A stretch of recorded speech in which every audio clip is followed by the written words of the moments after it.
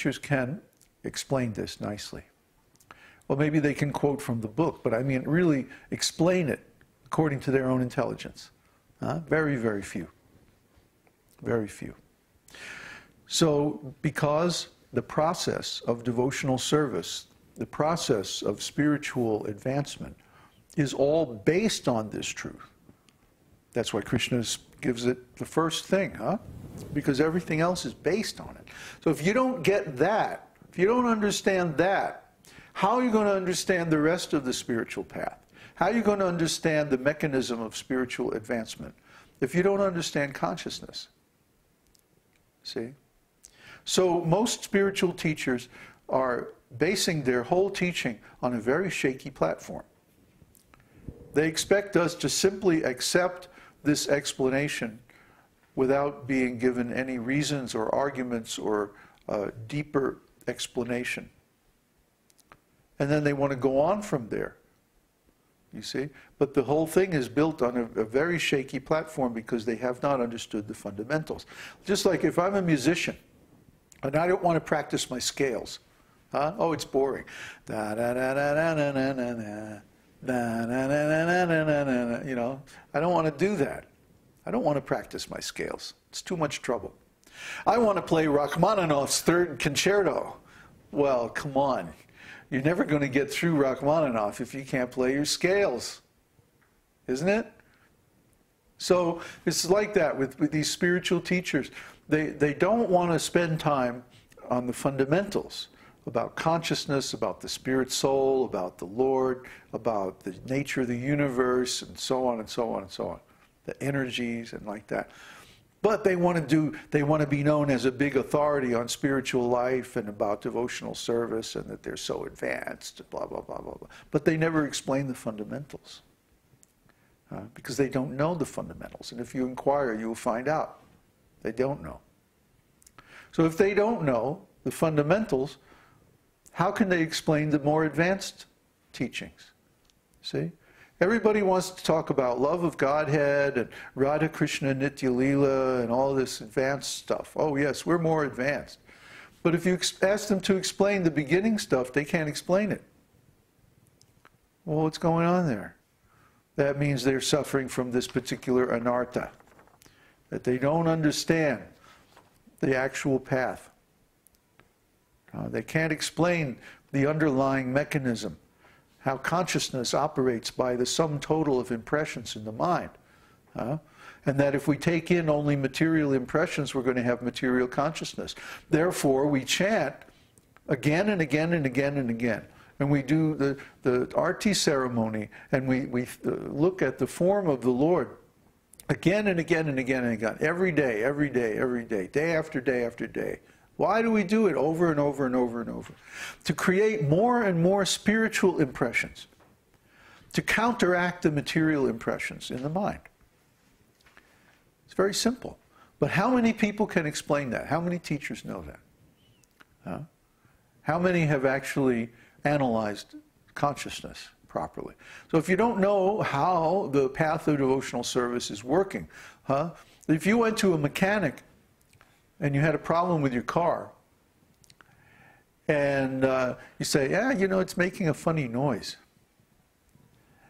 And he would open up the hood and look around and say, well, you know, it must be the squirrel cage. That's it. It's the squirrel cage is off. Yeah, I'll have to replace that.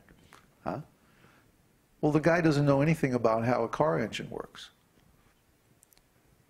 He thinks there's a little squirrel running around and making, you know, this is an extreme example. But, you know, if the guy doesn't know, just like, well, we've had this experience here in Chile, taking the truck to a mechanic, and something's wrong and it's making a funny noise or whatever. What was it? The lights didn't work, right? And he says, oh, you're going to have to replace the steering wheel. Really? This happened?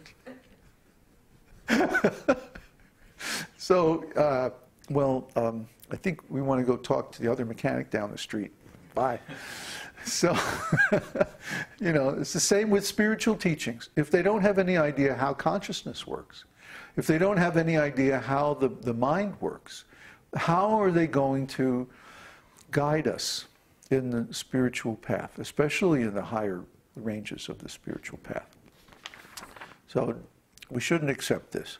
And finally, Maya Tattva Brahma, illusion about the Lord's external energy, Maya. Well, what is Maya? Maya means literally that which does not exist. And we spoke about that earlier, how things that are temporary don't really exist in the full sense of the term because they have a beginning and an end.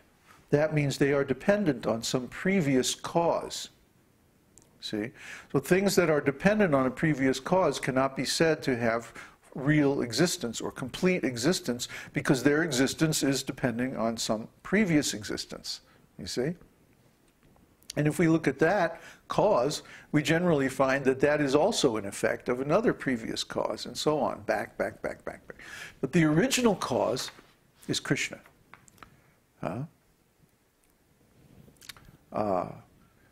Krishna is known as Satchit Ananda Vigraha, Anadir Adir Govinda, Sarva Karana Karanam. Ishvara Parama, Krishna, Satchit Ananda Vigraha. That means that Krishna is the supreme controller.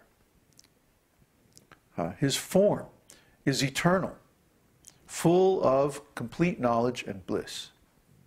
He is the cause of all other causes. Sarva Karana Karanam. So he has complete existence. Existence in the full sense of the word. And everything else is his energy. Well, he has two main classes of energy, his internal spiritual energies and his external material energies. The internal energies are eternal and the external energies are temporary. So whenever we see something in this material world, no matter what it is, it has a beginning and an end. Therefore, it is not real in the full sense of the term. Its reality is derivative or relative to some other reality which ultimately goes back to Krishna. So Krishna's external potency is more or less illusory. It's an illusion. Just like when we go out in the desert and we see what looks like a pool of water on the road far away. And then when we actually get to that place, we find there's actually no water. It's just an optical illusion. So in this world, it's the same thing as there. We think that there is enjoyment. We think that there's pleasure. We think that there's fulfillment and so many other things. But these are just like that illusory lake in the desert. When we actually get there, we find out, oh, it's not so great after all. We were talking the other day about pop stars and people like that, you know, movie stars and people who are very famous, very beautiful, very wealthy, and how they are also very disturbed. You see all these big stars, they all have some really serious problems. A lot of times they'll OD on drugs and, you know, or get very strange, you know. Why? Aren't they happy because they're famous and they're wealthy and they're beautiful and they're talented and all that? No. No, they're not happy. And this is one of the worst things that can happen to you, is that, let's say your whole life you want to be wealthy. And then finally, like, you win the lottery and you get $10 million, what usually happens? The person destroys themselves. They get strung out or they get cheated out of all their money and they wind up in a worse situation than before they were wealthy. So this is the material world. We think that if I have a lot of money, if I had a lot of fame, if I was very beautiful or this or that, then I would be happy. But if we actually get those things, we find out, oh, they actually just bring more problems. It's better to remain unknown and simply, you know, just have enough for the necessities of life, and not have too much money, not have too much of anything. Because with those things comes many problems. But this is the truth about the illusory energy. You ask anybody. I had one friend of mine was very, very beautiful, physically beautiful. And she was complaining to me what a burden it was that everywhere she went, some guy was chasing her, she never could have any peace, because everybody that wanted to be a friend with her wanted to be a friend only because she was very beautiful. And after a while, she was like, "Oh, this beauty is a curse. It's not." She felt like, I'm a freak of nature, just by some freak of genetics, some accident of inheritance. I have this beautiful body, and now because of this, I have so much trouble. I wish I was just ordinary looking. So just see, this material world is a world of illusion. What you think is desirable, what you think is good, is actually not good. What you think will finish all your troubles actually would be just the beginning of your troubles. The real solution to the troubles of life is to become